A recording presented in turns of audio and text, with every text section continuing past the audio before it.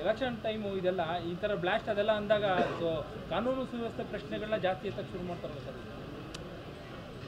ಎಲ್ಲ ಕಾಲದಲ್ಲೂ ನಡೆದಿದ್ದಾವೆ ಇದು, ಬಟ್ ನಡಿಬಾರದು. ಬಟ್ ನೋಡೋಣ ಅದೇನು ಅಂತ. ಇಲ್ಲಿ ಯಾವತ್ತೂ ಆಗಿರಲಿಲ್ಲ ಇತ್ತೀಚೆಗೆ ಲಾಸ್ಟು ಇದರಲ್ಲಿ ನಡೆದಿದ್ದು ಬಿಟ್ಟರೆ ಮಂಗಳೂರಿನಲ್ಲಿ ಆಗಿರೋದು ಬಿಟ್ಟರೆ ಅದು ಸಣ್ಣ ಪ್ರಮಾಣದಲ್ಲಾಗಿತ್ತು. ಬಿಟ್ಟರೆ ಪುನಃ ಆಗಿರಲಿಲ್ಲ. BJP ಗೌರ್ಮೆಂಟಲ್ಲೇ ಆಗಿದ್ದರು ಅದು. ನಮ್ಮ ಗೌರ್ಮೆಂಟಲ್ಲಿ ಇದು ಮೊದಲನೇ ಬಾರಿ ಆಗಿದೆ. ಬಟ್ ಯಾರು ಅದನ್ನು ಮಾಡಿದ್ದಾರೆ ಅನ್ನೋ ಪತ್ತೆ ಹಚ್ಚಿ ಅವ್ರ ಮೇಲೆ ಕಠಿಣವಾದಂಥ ಕ್ರಮ ತಗೋತಾರೆ.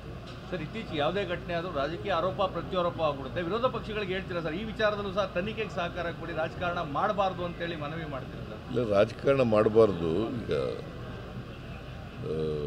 ಬ್ಲಾಸ್ಟ್ ಆಗಿರೋದಂತೂ ಸತ್ಯ ಅಲ್ಲ, ಅದರಲ್ಲಿ ರಾಜಕೀಯ ಏನು. ನಾನು ಎಲ್ಲ ಕೋಆಪ್ರೇಟ್ ಮಾಡಬೇಕು. ಬಟ್ ಇದನ್ನು ಯಾರು ಮಾಡಿದ್ದಾರೆ ಅವ್ರ ಮೇಲೆ ಶಿಸ್ತು ಕಠಿಣವಾದಂಥ ಕ್ರಮ ತಗೋಬೇಕು ಕಾನೂನು. ಉನ್ನತ ಮಟ್ಟದ ತನಿಖೆಗೆ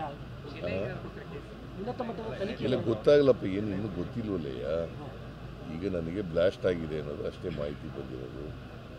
ಪೊಲೀಸ್ನವ್ರ ಜೊತೆ ಮಾತಾಡಿದೆ. ಈಗ ಪೊಲೀಸ್ನವರು ಈ ಥರ ನಾವು ತನಿಖೆ ಮಾಡ್ತಾಯಿದ್ದೀವಿ ಸರ್, ಸ್ವಲ್ಪ ಹೊತ್ತು ಆದಮೇಲೆ ಗೊತ್ತಾಗುತ್ತೆ ಏನು ಅಂತ. ಒಂದು ಚಿಕ್ಕ ಬ್ಯಾಗ್ ಇಟ್ಟಿದ್ರು ಒಬ್ಬ ವ್ಯಕ್ತಿ. ಆ ವ್ಯಕ್ತಿ ಯಾರು ಏನು ಅಂತ ಗೊತ್ತಾಗಿಲ್ಲ. ಅದಕ್ಕೆ ಅಲ್ಲಿ ಕ್ಯಾಶಿಯರ್ ಇದ್ನಲ್ಲ, ಅವನು ಎಲ್ಲ ವಿಚಾರಣೆ ಮಾಡ್ತಾಯಿದ್ದಾರೆ. ಯಾಕಂದರೆ ಅವನು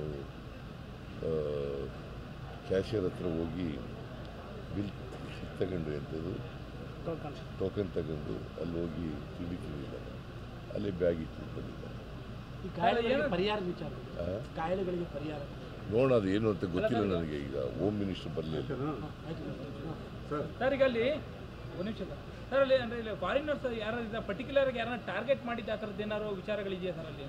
ಇಲ್ಲಪ್ಪ, ಏನು ಗೊತ್ತಾಗಿಲ್ಲ ರೀ, ಇನ್ನೂ ಡೀಟೇಲ್ಸ್ ಗೊತ್ತಿಲ್ಲ ನನಗೆ. ಪುನಃ ಮಾತಾಡ್ತೀನಿ ನಾನು. ಏನು ಡೆವಲಪ್ಮೆಂಟ್ ಇದ್ರೆ ಮಾತಾಡು ಅಂತ ಹೇಳಿದ್ದೀನಿ ಕಮಿಷನರಿಗೆ.